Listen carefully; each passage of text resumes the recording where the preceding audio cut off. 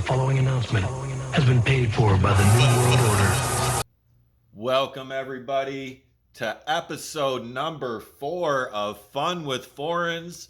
And today we are talking about this run from Spain, Los Comics de El Sol. It is from 1990 and 1991. And I have to say, it is pretty amazing. It's one of my favorite series. It's one of the first series I started trying to put a run together of. It is just beautiful, and we're going to talk all about it here today. And we are going to start with one of the best issues in the series right here. Also has one of the best features of the series here. And I'm not just talking about the artwork. They actually use, in a lot of cases, they use interior pages and back covers for front cover art, and that's what they do here. This is actually interior panels from Marvel Fanfare number 18. So it's a really cool She-Hulk cover that was only done in Spain because it was an interior panel they pulled, and they did this with some other ones we're going to take a look at. This is definitely one of the top 5 issues chased in this 45 issue series here that we're going to talk about. So first, the distribution for these was pretty unique. These were inserts in the Sunday newspaper. So they weren't sent to comic shops. It's on regular newsprint. These aren't protected covers. So right there, you know, these were treated more as throwaway cool things to read to introduce people to Marvel and to celebrate 20 years of Marvel Comics in Spain. So that was the purpose of these, and it really gives you such a wide variety of some amazing titles and characters and covers from the Marvel Universe.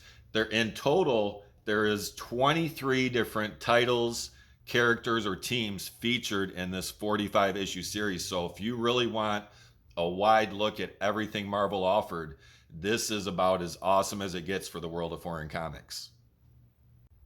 And of course, you have some amazing keys in here as well, like this Incredible Hulk 340. And again, on newsprint, so colors on this are not protected. So to get these in nice shape is really starting to become an achievement and something to be celebrated, because, you know, the condition on these just gets worse and worse. And these weren't really viewed as collectible when they were released in Spain. I mean, sure, some people saved them, but by and large, they weren't treated like comics were here in the US and, you know, saved and preserved. So you get some really cool key covers like this, and this Silver Surfer number 1, definitely becoming one of the rarer ones in the set and one of the more expensive ones to get.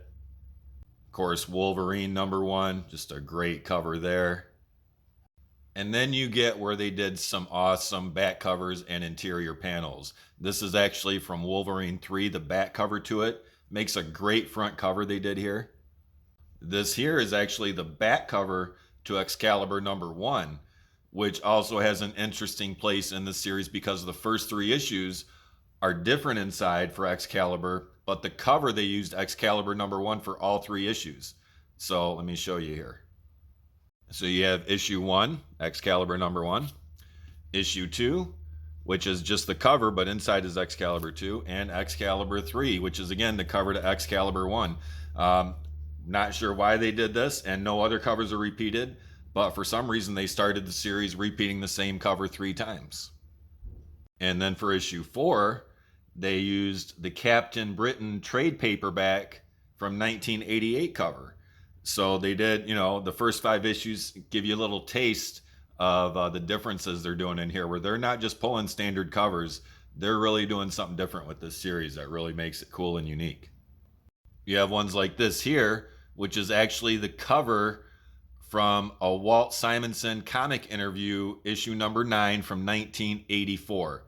And they pulled that in Spain. They're like, we're going to use this for this cover. You know, it's just really cool stuff. This cover here is actually an interior panel from Marvel Fanfare issue 45. So again, you're not going to find this cover anywhere else because it wasn't a cover until Spain made it a cover. Now this one here is also an interior panel from Marvel Fanfare issue number 45. Now, they really liked Marvel Fanfare issue 45 for some reason, just like they really liked the cover to Excalibur number 1. But check this next one out. This is the back cover to Marvel Fanfare issue number 45. And I mean, it's pretty awesome. Look at that. As a cover, this just pops. So they took 3 different pieces of Marvel Fanfare issue 45, 2 interior panels and the back cover, and they made them the front cover. So a really cool feature there. And then this is the back cover to Marvel Fanfare issue number 47. So this is issue 41. The one I just showed you before was issue 42. So they actually put them in reverse order, putting the cover to 47 before the cover to 45. But again, just an awesome front cover that was not a front cover before. And of course, you have many regular iconic covers from the Marvel Universe. Just some really amazing art. These really pop. You know, this is a run that just displays very well every issue in it. You could build a whole wall around this run. Some of them, you know, the colors like this, they just pop, and it's just like, man, that is some beautiful art right there. You even get a little taste of the negative space love there with this Wolverine. Just some beautiful covers here in this series. This is the final issue in the run here. And that is a brief overview of El Sol. This is really one of the first series I fell in love with foreign comics because of all the different covers and series and looks you get. And, you know, because they are more affordable still for sure, you can pick them up. You know, you can get sets for usually well under $2,000 still with 45 issues with that many keys.